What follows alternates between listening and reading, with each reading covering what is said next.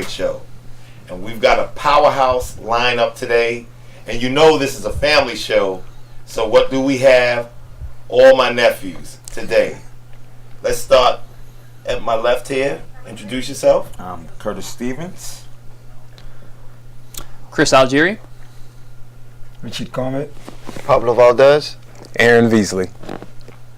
Now, I can't even begin to tell you how much talent is sitting here before you. Before we start our interview, though, we have a bit of information that just came to us, and I'll elaborate on it as we start this now, and it begins with Curtis Stevens. We just spoke to Steve Smoger, the most reputable referee in boxing, and he just informed us that Curtis will be boxing for the IBA title in Santo Domingo on July 21st. Curtis didn't know this information. This is privy to us right now. Kurt, talk to us about boxing a bit. What got you into boxing, and what are we going to be seeing from Curtis Stevens on July 21st? Well, you started me into boxing. Yes, I did. Took me to the gym when I was 5 years old. I believe just to take me, started it. I liked it. My first fight when I was 8 years old. Had a nice time in the ring. So it just became good to me. But after a while, when I got older as a teenager, I said I really have power to become something. Then I started knocking people out. And here I am now, professional. And what do you plan on doing on July 21st? Oh, July 21st, kill, seek, and destroy. Get in and get out. Are we going back to the old Curtis Stevens, who was a monster, who annihilated most every opponent he faced in the ring? Yeah, we're going back to the old Curtis Stevens. The new Curtis Stevens was always thinking that I had more rounds to fight, but I'm going to go back in there, eliminate him in one round how I usually do. Chris, tell us how you got into boxing. I went a different route than a lot of your other nephews. I was actually a professional kickboxer first.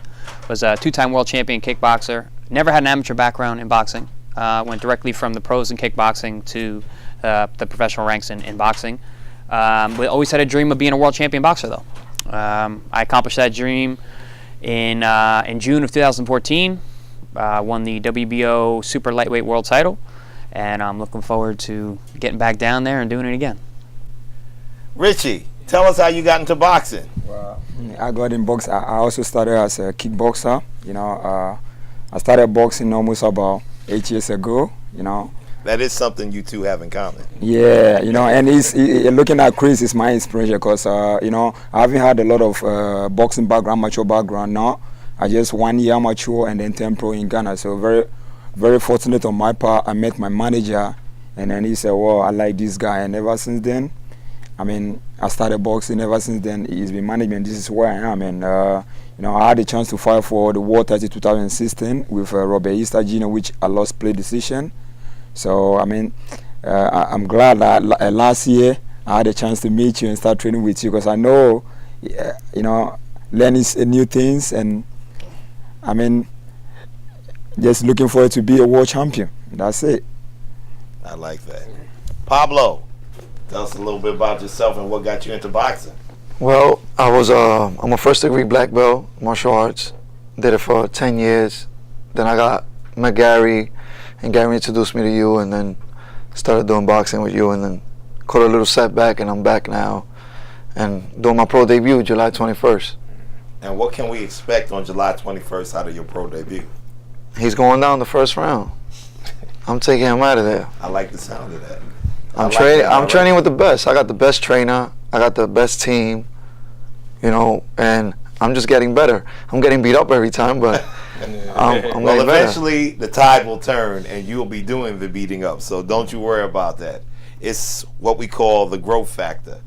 Eventually, your skills will surpass those that you are boxing with, and you're going to feel fantastic about yourself. It's only the beginning. Yeah. Aaron, before anything else, congratulations. Thank you. On the wonderful princess that has come into our world. Congratulations on becoming a father. Thank you. Tell us a little bit about yourself and what do you do? All right, so I'm an exercise physiologist and an avid lover of boxing. And so what I did was I wanted to merge the two. I know when you're an athlete, strength and conditioning is a big thing, but we want to prolong an athlete's career. With weights, you do damage onto the joints, ligaments, and tendons. So what I did was I put my thinking cap on and I developed a piece of equipment that I put some market research in and found out that it'll enhance your athletic ability and also elongate your pro life or your fitness life. So I created a piece of equipment. We call it the Go Trainer. It's an ankle strap, wrist strap, and a vest in which you place elastic bands on strategically placed rings on the system. It allows you to give yourself functional movement and get the resistance in between you doing your movements.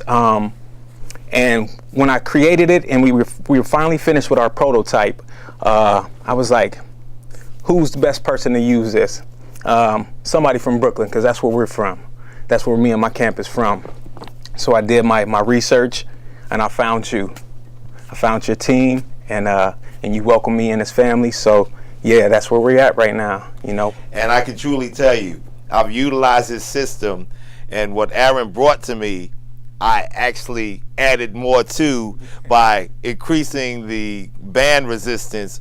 If it was up to me, I'd tell them to make them about 4 inches shorter so they'll be the ultimate in resistance, but that's a sidebar. We're not going to talk too much about that just yet because these are the recipients of that action. Hey, Chris, you are not only a former world champion kickboxer, a former world champion in the boxing realm, you also are a nutritionist. Let's talk a bit about that. Yes, sir, I am. So throughout my professional kickboxing career and into my boxing career, I was a full-time student. I was studying medicine, health, and nutrition. Throughout my own career, every athlete deals with injuries. You always get banged up. You always have to see doctors and talk to them. And I was always hearing a lot about taking medications, having surgeries, with very little emphasis on nutrition. So me being kind of a scientific mind and a good student growing up, I was thinking, all right, how can I learn about nutrition to help my own career? So initially, my interest in nutrition was completely selfish. I was trying to be a better fighter. Nothing wrong with that. Right. I found kind of a niche with it. I really enjoyed it. It helped my career, both my careers, kickboxing and boxing. I started helping other fighters throughout my time in the gym, and now it's kind of turned into a secondary career where I'm able to help other fighters reach their own best potential. And that's really where I come into play. As a nutritionist, as a performance nutritionist, I'm not going to reinvent the wheel. I'm just going to help guys get to where they're supposed to be. And I know that from working with you directly in the camp with Daniel Jacobs, you were more than just a nutritionist. You were a running partner, a sparring partner, an exercise partner. You were just partnering every asset and facet of what was going on. Tell me a little bit about some of the guys you've worked with with nutrition so far. Yeah, so initially, the first kind of guys I worked with were UFC and MMA athletes, because I was in an MMA kickboxing gym as I was transitioning from kickboxing to boxing. Also, I didn't see that there was going to be any competition with those guys since I don't fight MMA. Right. So helping them, even guys that are in my weight class, I didn't have to worry about having to fight them down the line. So that's initially how I started out. Guys like Ryan LaFleur. I've worked with Chris Weidman, former UFC middleweight champ. John Vellante, another good Long Island guy. Dennis Bermudez. And then transitioned into working with boxers. You mentioned Daniel Jacobs. I've worked with Paulie Malignaggi, another Brooklyn native. Now helping the rest of the team that you guys have around you. And yeah, I mean, when I take on a client, I am there, to help in any way possible, whether that is strength conditioning, whether that is that running and cardio programs, whether it's nutrition, making weight, rehydration for fight week. If I need to be on site with the guys during fight week to help them monitor and make sure and evaluate their weight cut, making sure they're doing everything properly and healthfully, I'm there for them as well. So I think Keith Connolly, Daniel Jacobs' manager, always calls me the Swiss Army knife because I can do so many things with the guys. You are a man of many hats. But I will say this much. He works with everyone the same exact way. He puts his heart and soul, and he always wears a smile with it. And quite honestly, he's one of the hardest working athletes I've ever seen, and I appreciate the fact that he's a part of my family now, and that's just going to make everybody else in the family that much better. Richard, you are the #1 mandatory in the IBF. In our clan, we have 3 mandatories, 3 #1 mandatories. Who's your next fight going to be with, and when will you be fighting for that IBF world title? Well, I'm fighting 28th July in Staples City with Yardley and Amanda Cruz for just a tune-up fight. But honestly, hoping before the year ends, I'll fight for the IBF world title, and it doesn't really matter. Whatever, maybe if I face Robeista or Danny Garcia, it doesn't really matter. I'm here with the best team, and I'm training with the best coach, so I'm gonna be ready for them. I like that. What I need to know, though, is what's going to happen on July 28th. Well, I'm just going there to just get the work done. Okay. No wasting of time. Now, let me ask you something. Am I going to be walking up and down the stairs for many rounds, or is it one time up and one time down? Uncle, it should be one time down. I like the sound of that because my knees are starting to hurt. Curtis, so now you just found out that you're going to be fighting for the IBA championship. Now, the IBA is not what we would call one of the major sanctioning bodies, but they picked up on the info that Curtis was fighting on July 21st, and they want him to represent them. What do you think about that? Fantastic. You know, I'm coming off a year and some months layoff. So, you know, just get back in there, get back to the top. Fantastic that I'm fighting for a title coming off the year layoff. I just want to get back to where I need to be, which is at the top. So it's not making it a slow process. We're on a fast process now. So I just got to keep my head straight, and I'll be there. Now, we've had some ups and downs in your career. A lot of people thought that you were definitely destined to be a world champion, and you've had some hiccups in the road. What are you going to do now that will end that? It seems to be that same direction that you get there and you just can't get over the hump. Let my hands go, because most of the time it's never me versus the opponent. I'm fighting myself in the ring most of the time. So for me to get out that, I can't fight myself no more. I gotta fight him. So let my mind just go free, go in there and do what I gotta do. Let my hands go and take him out. In the beginning of your professional career, you were touted as one of the hardest punching fighters on the planet. As we do know, you're a little bit older now. The punch of a professional fighter is like the last thing that seems to go. The speed might slow up a bit, the timing might be delayed, the accuracy might be dulled, but that punching power is forever. Being that it seemed like in the past you relied on it so much, you have other attributes. Are you going to be utilizing those in this bout other than the power? Because we all know you are powerful. Well, the bout July 21st? Yes. Tell you the truth, Uncle, I'm gonna run across the ring, just take him out.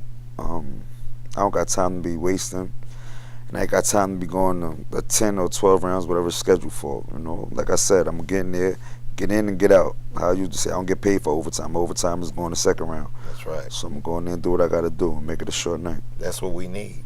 We'd like to see, Curtis, you rise to your true capability and occasion. And you have made a commitment to box at junior middleweight now. You were at one point a light heavyweight, but now you're boxing at junior middleweight. And we say that, we might laugh about it, but he had more knockouts at light heavyweight than a lot of the other weight classes. But we expect to see a devastating Curtis Stevens, non-stop monster in the ring. Is that what we're going to see? You know what you're doing for me in the gym, you know, so we can go in there and put it to work. Chris, You've been out the ring for a moment now. Could you elaborate on why and what we are planning to do to get back on track? Yeah, like you said, I've been out of the ring for quite some time, but I feel like I never left because I've stayed in the gym. You know, the famous saying, "Don't call it a comeback." I've been here for years. Well, that's a fact, man. Because I haven't left the gym. I haven't got out of shape. I've stayed fit. I've been sparring. I've been training. I did need some time though. I did actually have knee surgery right after my last fight, so that kept me out for a good 10 or 12 months, where I could really had to focus on healing properly and returning to my true form. But I've been training hard now for the past year and a half, and I feel great. And it's time to get back to where I was. And the way we've been working, this next fight is going to be coming right back to where I left off. So. And you're going to be campaigning at 140 again. Right. Going back down to 140. Welterweight was never really a true weight for me. I've actually never weighed 147 for any of those fights. Even for the weigh-in, I was always multiple pounds underweight. So I'm going to go back to where I was an undefeated world champion. I was 20-0. Never lost a junior welterweight. Never lost my title. I was stripped of my title. Didn't lose it in the ring. So I'm going to go and return to where I'm undefeated. And I'm going to tell you a funny story. We used to watch Chris perform, and a lot of the guys in the gym would always say, "Oh, I want to fight Chris. I want to box Chris." Every single time I said, "You better leave Chris alone.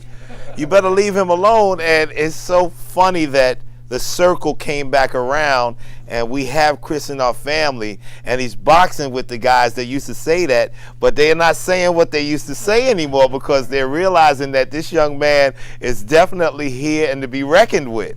There's no game plan with Chris Algieri, not at all. For sure.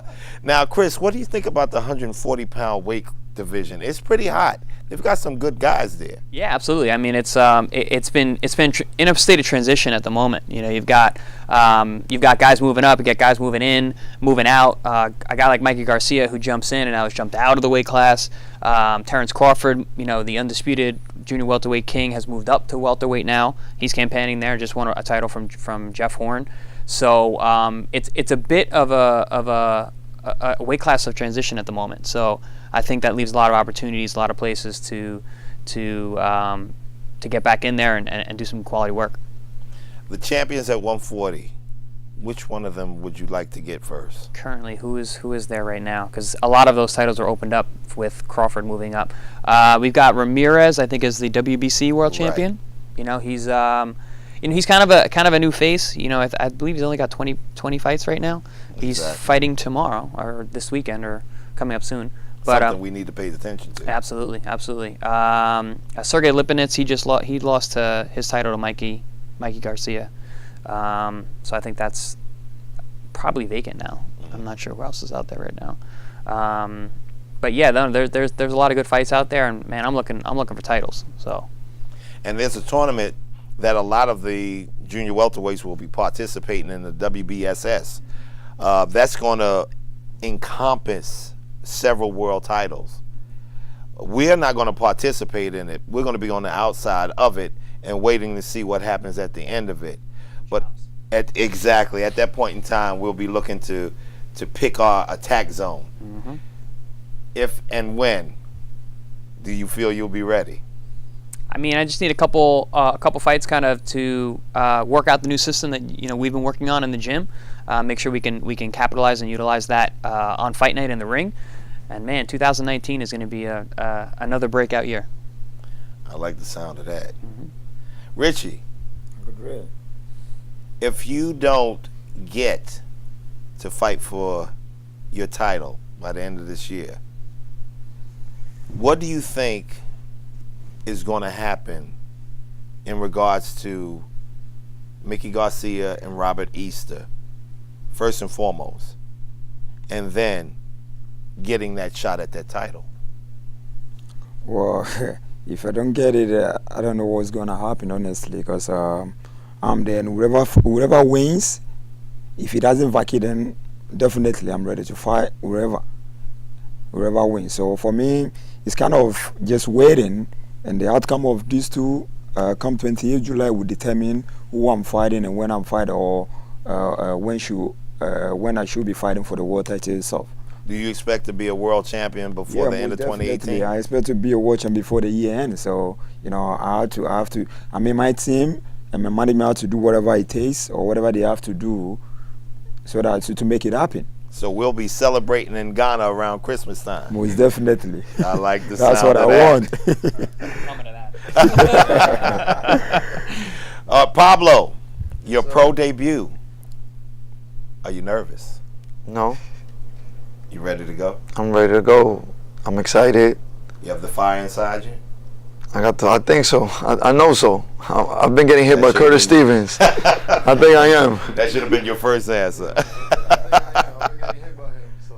Okay. That didn't put the fire out. You good? Yeah, he put that fire in there. Well, that should have made it possible for you to burn up your opponent on July 21st. How are you going to feel with the crowd being, of course, pro-Dominican, cheering and shouting your name? Oh, it's gonna probably be overwhelming, but I'm gonna stay focused and just do what we've been working on. The plan, in and out. Okay. Like Curtis says, no overtime. That's right. Aaron. Yes, sir. So, man, I want to celebrate you because, as you know, my company is young. It's a new company. It's a startup, and you took the time to hear me out. A young man trying to make his dreams happen. You took the Go Trainer and you put it on some of your top athletes. As I believe you put it on Mr. Jacobs for the Triple G fight, and he looked amazing. Curtis Stevens, he touches it. I talk to him on the IG. He's like, man, where's mine at? Man, forget you. We want to get one in with Chris. Richard, he's using it faithfully. And we want to get Pablo one also. But yeah, man, we're excited that you took so much heed to using our product, and like the product says, it's Team Havoc. First and foremost, we owe our success right now to you showing that it does work. You showing improving. So we want to thank you from the Epic family for bringing us in. I appreciate it. Yeah, man. Like, Thank seriously. you. But it's all a trickle down effect. If I can't help those who are trying, like when I was trying, there were many people who helped me, then what's the use in doing anything at all? Yeah. You always have to help the ladder and help those climb that ladder to the top. And I'm trying everything I can to make sure you get there also. Yeah, and we really appreciate that you are. Right now, what we're doing, we wanted to focus on boxing because we see that it's the best sport to be seen, and it's functional for that. But we've been transitioning actually to just regular working out. Whether you want to do some body weight exercises, or if you want to play basketball, you can work on your jumping. It's kind of universal in all the sports. So that's what we've been doing. We've been focusing on all sports, but boxing is our number one sport because we've seen it being lucrative to being used at the moment. We've been getting a lot of love and inquiries on how to get it. So right now we're pushing it from our website, www.traintobeelite.com. And yeah, we're excited to see where this goes. Well, of course we have to have a demonstration because that's what it's all about. Which one? Well, Chris, you don't look like you're dressed to demonstrate. So you know what? So because I know that the fighters they worked out. So you know what? I like the hair club for me. It says if you, I gotta be a participant if I'm gonna be the founder. So what I'll do is I'll strap myself in. All right now, well here we go. And show you how it's used. Southpaw. So you'll be locked in each side.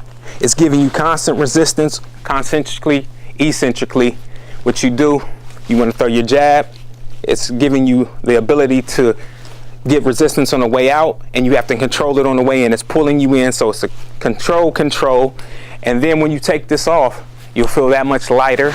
You'll feel that much more sharp.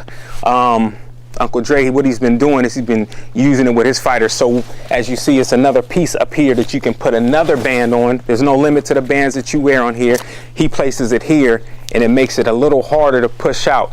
So our fighters, they're that much stronger. So just to be honest, the competition is not even close. You know, they're training hard with this. You know, you can't be stopped with this piece of equipment. It's the Go Trainer.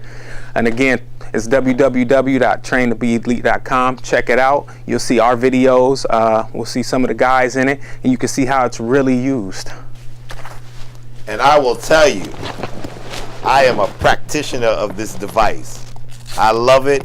I get to punish my guys with it in a good way, though. And it's something that you should utilize in training. Thank you so much. We've had a wonderful time. Thank you, my guests. Look out for this team. We have some fights coming up in July, and Chris will be making his comeback very shortly. We have 3 world champions and 1 in the future. Thank you so much. For the best in sports nutrition, there is no other brand other than Snack.